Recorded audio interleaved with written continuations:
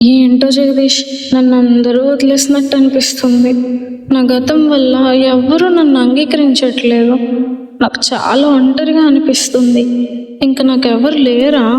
అందరూ నిన్ను వదిలేస్తే దేవుడు కూడా నిన్ను వదిలేస్తాడని నువ్వు అనుకుంటున్నావా?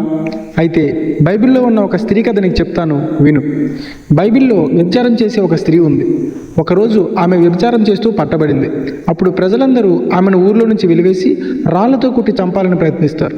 కానీ యేసుక్రీస్తు ప్రభువారు మాత్రం ఆమెను క్షమించి ఆమె గత జీవితాన్ని బట్టి కాకుండా ప్రేమతో అమ్మా అని పిలిచి ఆమెను హత్తుకున్నారు.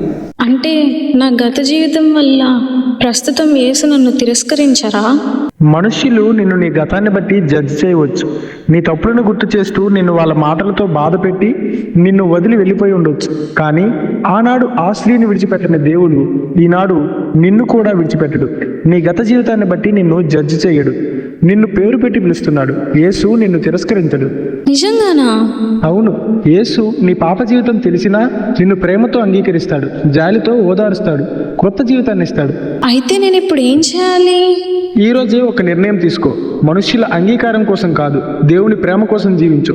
ఎందుకంటే ప్రపంచమంతా నిన్ను వదిలివేసిన యేసు నిన్ను ఎప్పటికీ వదలడు. మరి నా పాత జీవితాన్ని వదిలి దేవుని వైపు నేను ఎలా తిరగాలి? అదే మనం మన నెక్స్ట్ వీడియోలో మాట్లాడుకుందాం. Don't miss it. God bless you.